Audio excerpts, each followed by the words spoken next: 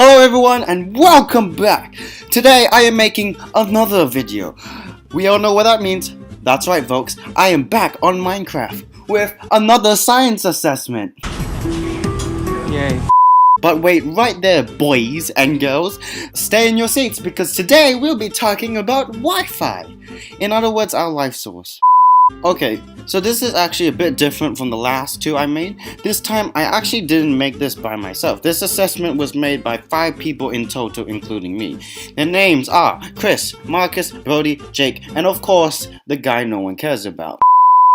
Once again, I have taken a science project and used it as an opportunity to make another video because you know, we just love to learn. Yay. So this science project is about asking questions. I'm not actually sure what it is, but you don't have to worry about that. All you need to know is today we'll be talking about how does Wi-Fi affect our health.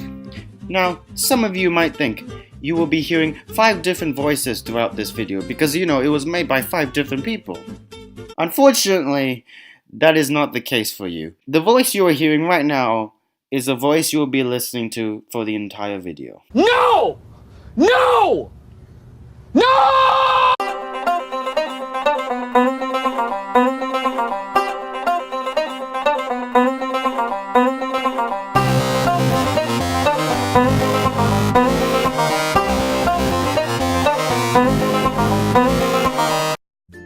Howdy ho everyone! On this slide we will briefly discuss Wi-Fi and a brief history of it. No one will probably care about this, but too bad.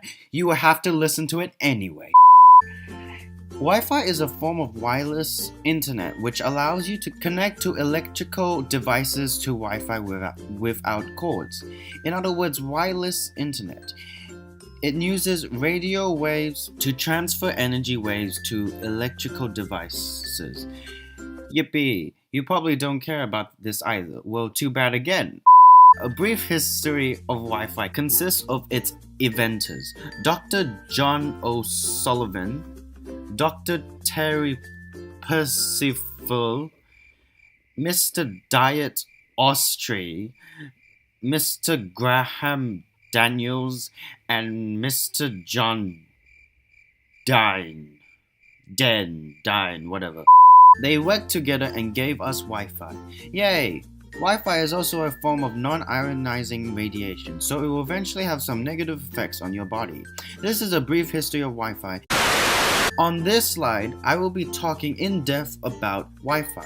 Wi-Fi is a facility which enables technology to connect to the internet and other wireless devices within a particular area at high speeds.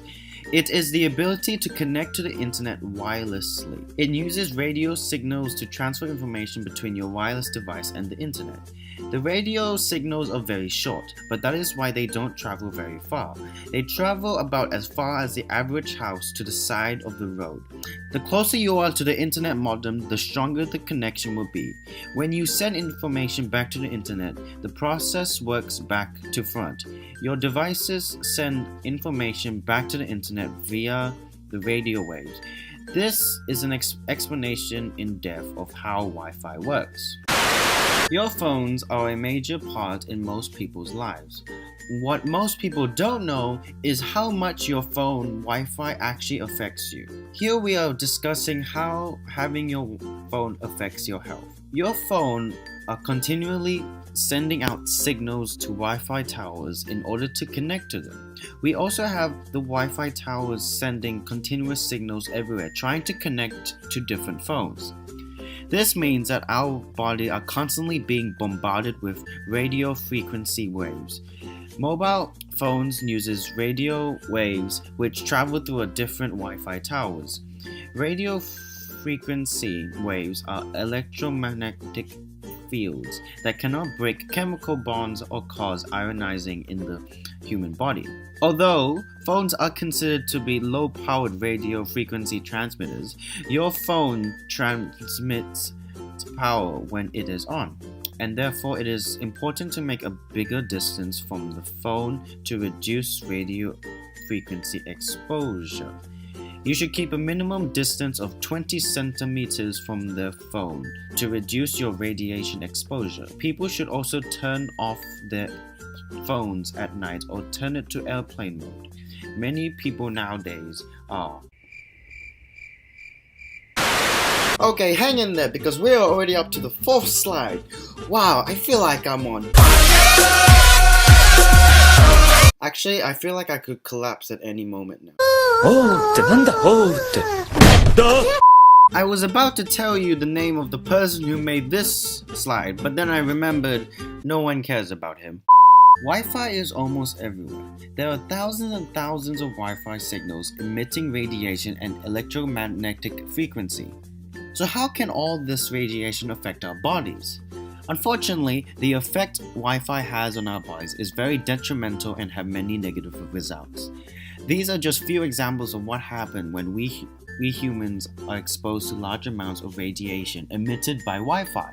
The first example is Wi-Fi can encourage sleep deprivation. It has been reported that people have had difficulty sleeping after using the Wi-Fi on their phones.